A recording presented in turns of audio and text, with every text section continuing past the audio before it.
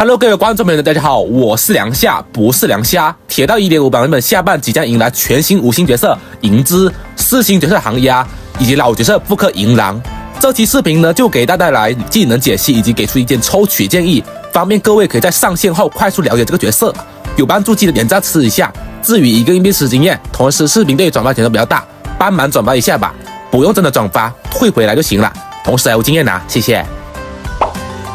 这之前从4星角色航鸭说起吧，官方已经在本次活动时装了航鸭的技能，有做过的应该知道比较清楚啊。普攻简简单单，普通攻击没什么好说的。战绩对指定敌方挂上一个沉负效果，我方角色通过普攻战绩大招均可以达到2次攻击，可以藏一个战绩点，最多2颗。也就是说，一轮循环下去需要攻击敌方4次，而且需要普攻战绩或者大招其中之一，才能获取2个战绩点。航鸭自身攻击也是可以触发的，这个沉负效果可以通过天赋看出来，队伍角色使用普攻战绩大招命中这个效果对敌人伤害提高30%，追加伤害是不算其中的，所以这个角色有一定的局限性的。额外能力1可以给触发沉负角色提供10%的攻击力，锦上添花的效果吧。额外能力2，沉负敌人被击杀，获取战绩点达到0或者1，就是说打不到2次吧，之前可以额外恢复一个战绩点。反正你战绩挂上去，然后就很快被击杀了，是吧？这战绩点就回复很少了。这个额外能力就非常好了，可以说至少回复个战绩点，不会说你把击杀了就回复0颗的情况，是吧？额外能力3，每当沉负战绩点恢复效果被触发时，自身恢复2点能量。航鸭大招需要140点能量，这一点要求可以大大缓解它的压力吧。考虑到触发次数以及能量回复充能效率的一个加成，大概有恢复1轮10点能量左右吧。航鸭的终结技非常简单粗暴了，给指定角色提供航鸭速度20%以及60%的攻击力加成，持续2个回合啊。需要注意是根据航鸭自身的速度来加成的，比如航鸭加上生物速度来到160，满级大招可以给队伍提供32点速度了，是这么算的。所以说可以很清楚的看出航鸭需要优先去堆速度的。大招是给单体角色使用的，那么几乎就是当 C 的环境比较好的一个配对了。秘技方面可以攻击后给随机敌人挂上沉负效果，可惜就是不能脱手，而且还随机的。总体下来，航鸭是一个残眼增伤、加攻加速的超强辅助角色，还是挺万金油的。目前能想到加入的配对，除了银之就是影月比较好了，可以提供一定的战绩点，让影月有更多的发挥空间。像克拉拉、警员、托帕这种主打追加伤害的，就不能触发航鸭的机制了，就不太好了。推荐辅助角色比较少的玩家抽取1只航鸭是完全没问题的。至于银之，官方给出定位是一位可以通过消耗能量少或者多的情况打出不同的队群超强输出角色，以及可以加暴击率和回能的角色。普攻芬芳一线，虽然普攻平平无奇，但是名字很优雅，太优雅了。战绩呢对敌方全体造成伤害，天赋是每攻击1名敌人可以永久加暴击率。好像最多10成吧，25暴击，非常离谱。不过回能量是按照攻击目标的数量来计算的，敌人越多，击杀以及攻击目标越多，大招就开得越快，伤害输出就越高了。而终结技是有普通大招和高级大招的区别，90点能量属于普通的，10级对敌人造成160倍率，而高级大招是180能量，全体280的倍率，以及随机6次95倍率伤害。这个大招设计的挺好的，可以根据环境的情况来选择释放技能。怪比较脆的时候可以使用普通的大招，而在有精英怪的情况可以使用这个强化大招打出更高的伤害上限。大招可以自由选择，这一点可以防止你大炮打蚊子的情况，非常的香啊。银之的秘技可以对敌人造成眩晕效果，眩晕不应该是美晕了吗？主要是可以脱手啊，攻击敌方可以造成物理伤害以及银之回复能量。银之的行迹上，回合开始时获取升格，升格按照官方说的就是提高银之暴击率吧，最多10成来着，好像是。这一点可以大大缓解银之暴击率压力了。额外能力2，敌人进入战斗可以给银之回复能量，就是召唤小怪，不知道算不算，不过我觉得应该是算的。就我们熟悉的药王秘传，是药王秘传还是药王秘传呢？会召唤魔音声，应该是能回复能量的。额外能力3，对敌人生命值低于一定的程度可以提高1点伤害。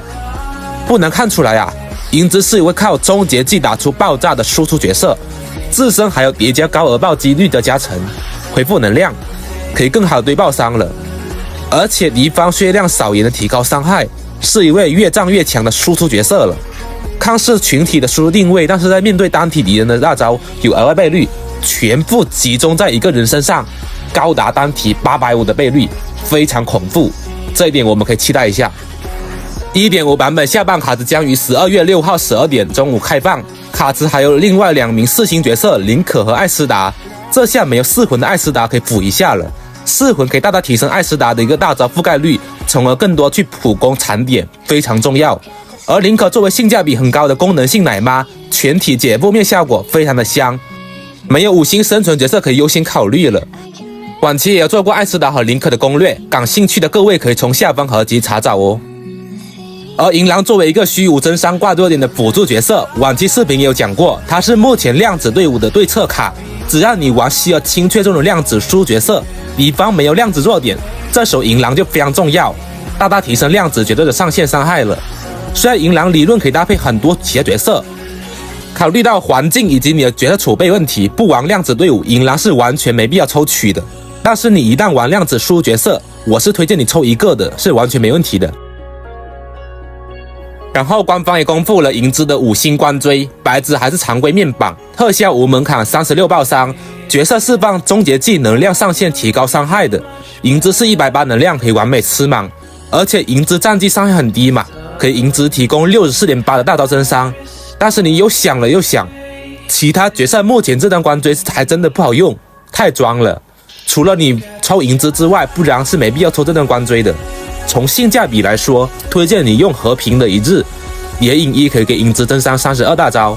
野5是64，也是非常恐怖啊！而且和平一日伤害都全负的，不单是大招啊，普攻战绩都能吃到。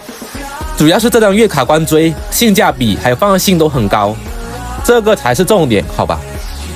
至于银狼的关追，在目前版本上给自己用还不错，给其他人用感觉就是有用也没用的感觉。特效给的命中略低，但是暴击以及增伤给的数值倒是够了。